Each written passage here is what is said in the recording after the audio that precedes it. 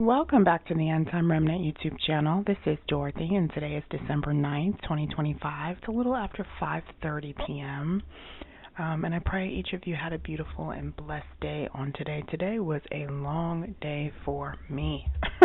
But before I wind down, I wanted to make sure I stayed committed to what we're doing here on the channel. So today's lesson comes from the book of James, chapter 4, verse 3, which reads, "You ask and do not receive, because you ask amiss, that you may spend it on your pleasures." So, over the past 10 years, there's really been no shortage of prayer or fasting over here, right? But a lot of my prayers seem to fall on deaf ears for a while. That is until I really began to understand the premise of James 4:3. Right? You can ask God for something, but if he sees that your motives for wanting it is problematic in any way, then there is a high probability of not receiving it or it being delayed until you get to a point where your motives are pure for wanting it. Right? So over the years, I've learned that the motives and heart posture behind the prayer is just as important as the request itself, right? So I got to get to the point where I asked myself, you know what, Dorothy, why do you want a husband and children? Why do you want the Lord to restore your finances? Why do you want home ownership? You know what I mean? Whatever the prayer request was, I had to learn how to be honest about why I wanted it.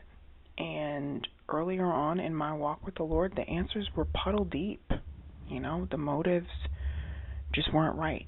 I wanted to be married because it fulfilled some type of societal expectation for people my age. You know what I mean? You get to a certain age, you're supposed to be married with children, says society, right? So you want to do it so that you don't seem like, what are you doing with your life, I wanted God to restore my finances so that I wouldn't feel like a dependent. Those of you who are connected to this channel, you already know what it is. My sister has legit carried me on her back for almost 9 years now. And I wanted him to restore my finances because I wanted to run my own show, pay my own bills, do my own thing. And as far as like home ownership, I wanted to own property because honestly, the vast majority of my family members have literally spent the past 30 plus years in the same apartment buildings in Harlem. Okay, I wanted to do something that not many of them have ever done. So, I had to get honest with myself. Why do you want these things? And when I sat down and I asked myself why, I had to be honest with God. Now, these don't necessarily sound like bad reasons, right? But if you look at all of my former reasons, right, all the things I just listed, they were kind of rooted in self, rooted in pride, and none of them were about glorifying God, not even a little bit, right? Today, I can honestly say that the motive behind my prayers have changed significantly, right? I still do desire a husband and children, but not just to fulfill some type of societal standard, right? But because when I look at the state of the nuclear family today, I'm able to see precisely where all of hell has been at work, right? I want the opportunity to do marriage and motherhood in a way that glorifies God. A family that will glorify him during a time when the ministry of marriage and motherhood is just treated so cavalierly, and not many people understand the power of this divine institution and why it was the first one God created. You know what I mean? People forget that marriage was created long before the church. It's weird. The way we look at marriage as a society. It's I can take it or leave it, and it's not really a big deal. And if I marry the wrong guy, I'll just marry someone else. That type. I just wanted the opportunity to do it his way, and glorify him in the earth with a nuclear family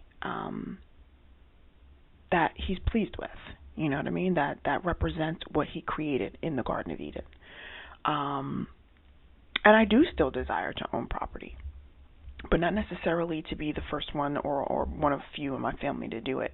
Rather, because the Word of God is the Word of God. It says I should be the lender and not the borrower. It says the promised land is a place of inheritance and ownership.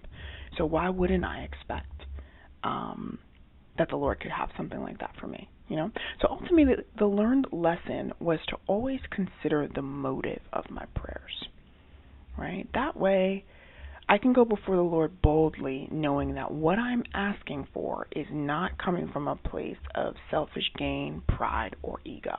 It matters. It really does matter. I've learned that over the years. So that's all I have for you on this particular video.